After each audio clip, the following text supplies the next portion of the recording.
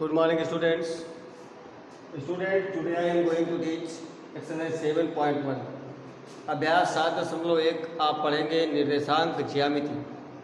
अब ध्यान से सुनेंगे जो हम आपको समझाने जा रहे हैं इंट्रोडक्शन में कि निर्देशांक ज्यामिति का क्या मतलब है। निर्देशांक ज्यामिति का मतलब है किसी तल में किसी बिंदु की स्थिति का जिस शाखा में पता लगाया जाता है उसे कार्तीय तल कहते हैं। और जो निर्देशांक हम प्लॉट करते हैं प्लेन पर, तल पर जो बिंदु हम जो प्लॉट करते हैं उसे कहते हैं निर्देशांक ज्यामिति। इसमें जो तल होगा उसके दो बिंदुओं के बीच की दूरी ज्ञात करना है, उनमें कैसे विभाजन का फार्मूला लगाना है, इन सब का ज्ञान हम इसमें सीखेंगे। उसके पहले और थोड़ा सा बेस हम समझेंगे। कार्तीय तल में जो क्षैतिज रेखा होती है, ये क्षैतिज रेखा है और ये ऊर्ध्वाधर रेखा है। कार्तीय तल में क्षैतिज रेखा को एक्स अक्ष कहते हैं। ये एक्स अक्ष की ऋणात्मक दिशा है, इसलिए डैश लगा देते हैं। कार्तीय तल में ऊर्ध्वाधर रेखा को वाई अक्ष कहा जाता है, इसका वाई डैश निगेटिव हो जाएगा। जब लेफ्ट हैंड हम चलते हैं तो माइनस, राइट हैंड के लिए प्लस, ऊपर के लिए प्लस, नीचे के लिए माइनस। जिस तल पर बिंदु की स्थिति का पता लगाते हैं उसे कहते हैं कार्तीय तल। कार्तीय तल में क्षैतिज रेखा को एक्स अक्ष और ऊर्ध्वाधर रेखा को वाई अक्ष कहते हैं। एक्स अक्ष और वाई अक्ष के प्रतिच्छेदन बिंदु को कहते हैं मूल बिंदु। यहाँ जो ये ओ पर ये दोनों रेखाएं काट रही हैं, इसे मूल बिंदु कहा जाता है। ये मूल बिंदु है।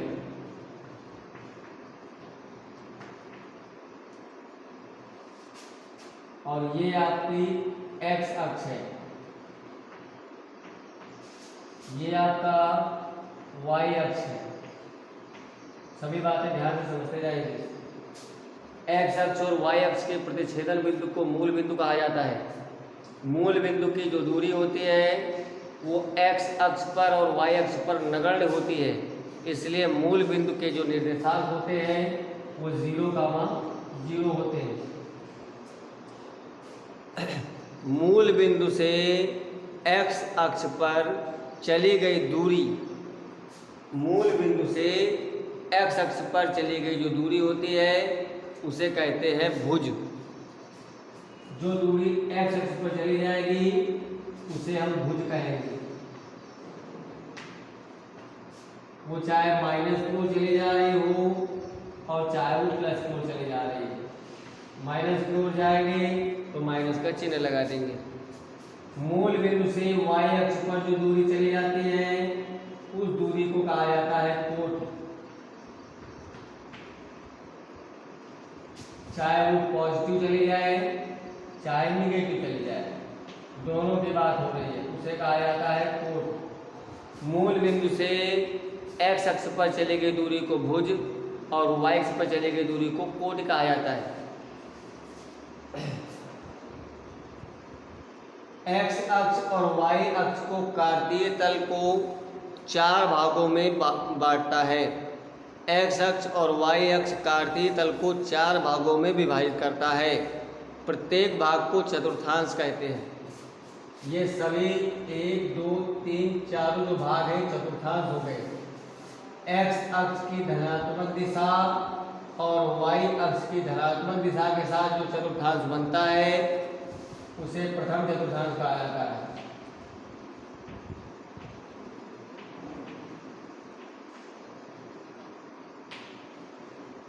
इसी प्रकार एक्स अक्ष की ऋणात्मक और वाई अक्ष की धनात्मक दिशा के साथ जो चतुर्थांश बनता है उसे द्वितीय चतुर्थांश कहते हैं।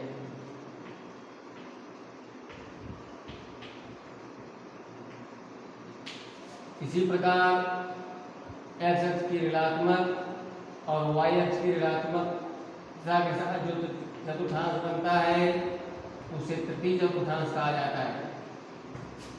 और इसी प्रकार एक्स अक्ष की धनात्मक और वाई अक्ष की ऋणात्मक दिशा के साथ जो बनता है उसे चतुर्थ चतुर्थांश कहते हैं।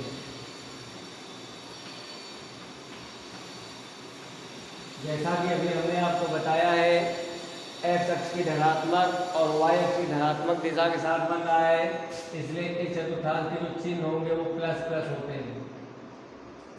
यहाँ पर एक्स अक्ष ऋणात्मक है, वाई अक्ष धनात्मक है, तो इसके निशान माइनस प्लस होंगे। या एक्स भी माइनस है, वाई भी माइनस है, तो दोनों माइनस चिन्ह होंगे। यहाँ पर एक्स में पॉजिटिव है और वाई में माइनस है। हाँ, एक बात का और ध्यान रखना है, सबसे पहले मैं एक्स का चिन्ह बता रहा हूँ, क्योंकि कोई भी निर्देशांक होगा उसका पहले भुज लिखा जाएगा, फिर कोट लिखी जाएगी। भुज का मतलब एक्स अक्ष पर चली गई दूरी उसकी लिखी जाएगी, और कोट का मतलब है वाई अक्ष पर चली गई दूरी लिखी जाएगी। ये थोड़ा बेस है, आपको मालूम होना बहुत ज़रूरी है। इसे आप लोग लिख भी लेंगे अपनी कॉपी में। कार्तीय तल पहली बार, दूसरा एक्स व वाई अक्ष, इसके बारे में लिख लेंगे। तीसरी बात मूल बिंदु, चौथी बात है कोटि और भुज या भुज व कोटि। इन बिंदुओं में आपको जानकारी होना बहुत जरूरी है। पांचवें में आप लिखेंगे चतुर्थांश,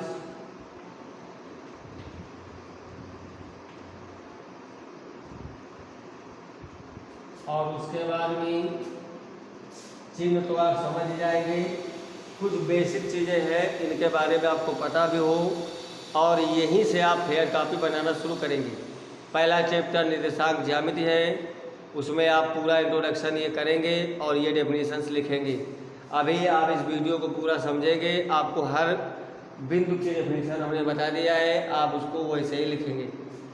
इसके बाद हम आते हैं दो बिंदुओं के बीच की दूरी के फार्मूले में। जैसा कि आपकी बुक में साफ साफ बताया गया है, आप दो बिंदुओं के बीच की दूरी फाइंड करेंगे।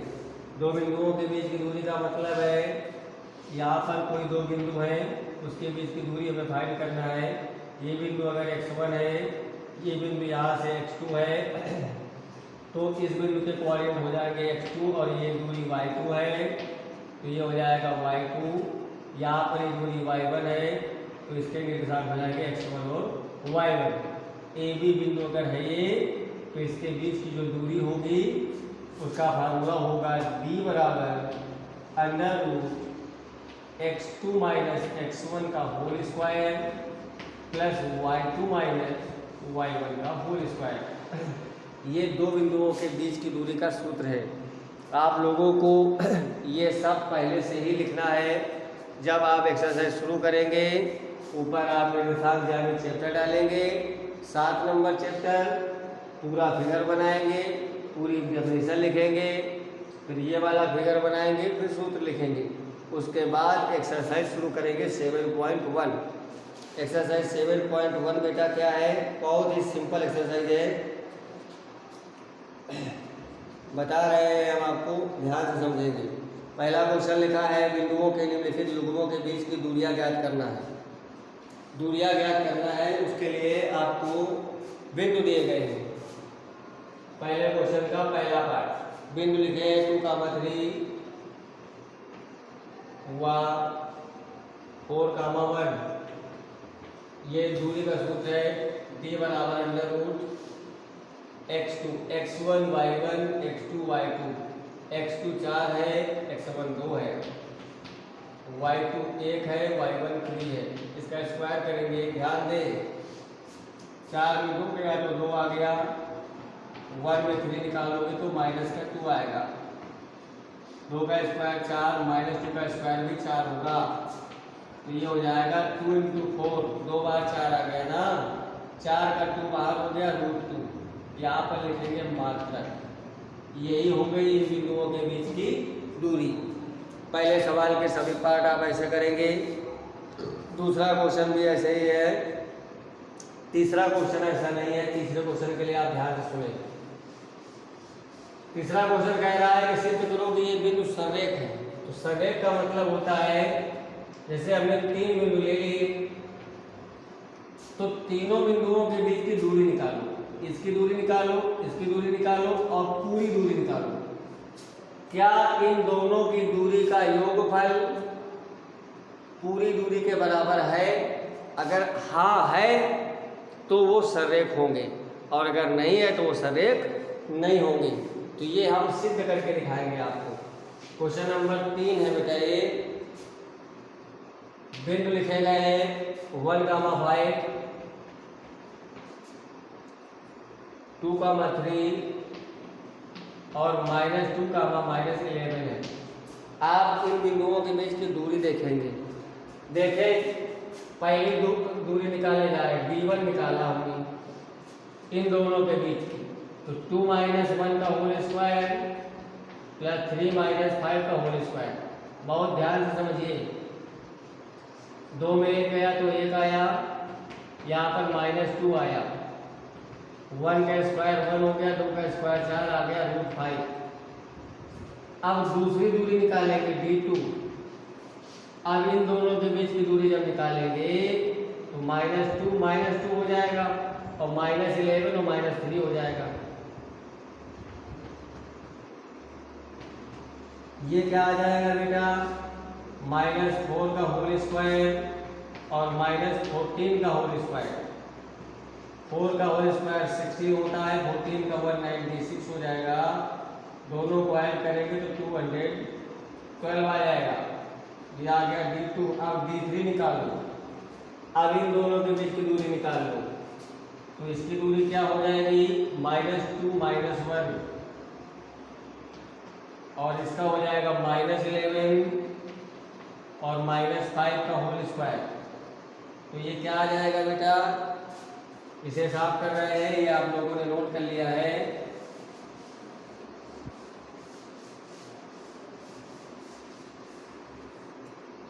इसमें है D3 में √, ध्यान से समझना बच्चों, 2 और ये दोनों जुड़ जाएंगे तो -3 का होल स्क्वायर आ जाएगा, प्लस ये दोनों जुड़ जाएंगे तो -16 का होल स्क्वायर आएगा।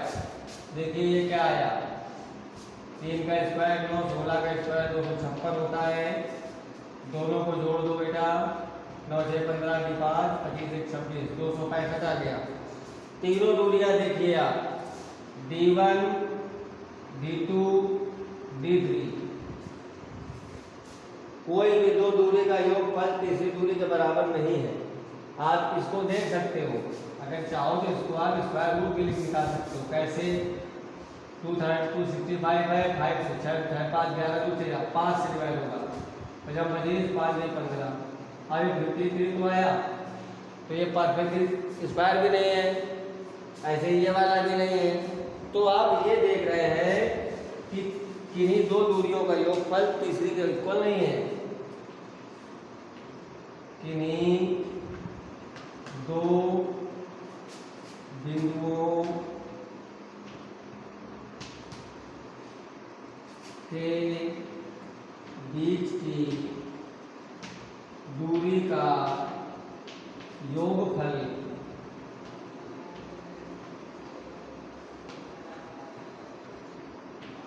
तीसरे बिंदु से दूरी के बराबर नहीं है, बराबर नहीं है। इसलिए बिंदु संरेख नहीं है, ये इसका आंसर हो जाएगा। इसलिए बिंदु संरेख नहीं होंगे। इसके बाद सवाल नंबर 4 है, उसमें आप चेक करोगे कि समद्विबाहु त्रिभुज के शीर्ष है कि नहीं है। तो समद्विबाहु त्रिभुज का मतलब होता है एक ऐसा त्रिभुज जिसके दो भुजाएं बराबर हों। तो तीनों बिंदुओं में दो बिंदुओं के बीच की दूरी निकालोगे तो देखोगे उसमें दो बिंदुओं की दूरी बराबर हो जाएगी। तो दो दूरियां बराबर हो जाएंगी तो आप कह सकते हैं कि ये समद्विबाहु त्रिभुज है। ये आप लोग करिए। क्वेश्चन नंबर 5 में पॉइंट्स गिवन है, एक ग्राफ बना हुआ है। उस ग्राफ में ये पूछा जा रहा है कि इसके निर्देशांक क्या होंगे और उनके बीच की दूरी क्या होगी। वो आप बहुत आसानी से कर सकते हैं, उसमें कुछ नहीं है। जो ए बिंदु है वो तीन मात्रक x पर है। ध्यान से देखिए, जो ए बिंदु है वो मूल बिंदु से 3 मात्रक है और मूल बिंदु से y पर कितना गया है 4, तो उसके निर्देशांक हो गए 3,4। इसके बाद अगर डी की बात करो तो x पर 6 है, y पर 1, तो ये हो गया 6,1। सी की बात करो तो x पर 9 हो गया, y पर हो गया 4, तो ये हो गया 9,4। इस बिंदु की बात करो बेटा तो 6 हो गया x पर, y पर 7, तो 6,7 हो गया। अब हम इनके बीच की दूरी भी निकाल सकते हैं उसी फार्मूले से। तो आप लोग इस क्वेश्चन को अपनी बुक में ध्यान से देख लीजिए, ऐसे करेंगे। सारे बिंदुओं के निर्देशांक निकाल के हमने बता दिया आपको ये। अब इनके बीच की आपको दूरी फाइंड कर लेना है। फार्मूला d = x2 - x1 का whole square plus y2 - y1 का होल स्क्वायर है। ऐसे करेंगे। क्वेश्चन नंबर 6 जो है उसमें आपको बिंदुओं से ये पता करना है कि जो चतुर्भुज बनेगा वो चतुर्भुज कैसा चतुर्भुज होगा। तो इसमें आप देखेंगे बिंदु जो दिए गए हैं उनके बीच की दूरी निकालेंगे और दूरी निकाल के देखेंगे, अगर दो दूरियां बराबर आएंगी तो आयत हो जाएगा या समांतर चतुर्भुज हो जाएगा। अगर सभी दूरियां बराबर आ जाएंगी तो वर्ग हो जाएगा, ओके, या समचतुर्भुज हो जाएगा, क्योंकि समचतुर्भुज और वर्ग की भुजाएं ही बराबर होती हैं। और आमने सामने की भुजाएं यानी दो भुजाएं अगर बात करता है तो वो केवल आयत और समांतर चतुर्भुज की होंगी। ऐसे आप पता कर सकेंगे कि ये कैसा चतुर्भुज है। तो आप 6 नंबर तक के बच्चों क्वेश्चन सॉल्व करेंगे। जहाँ जिसको जो क्वेश्चन नहीं आएगा वो हमसे पूछेगा, और ये करेंगे फेयर कॉपी में ज़रूर करेंगे, इसका ध्यान रखेंगे। Thank you student.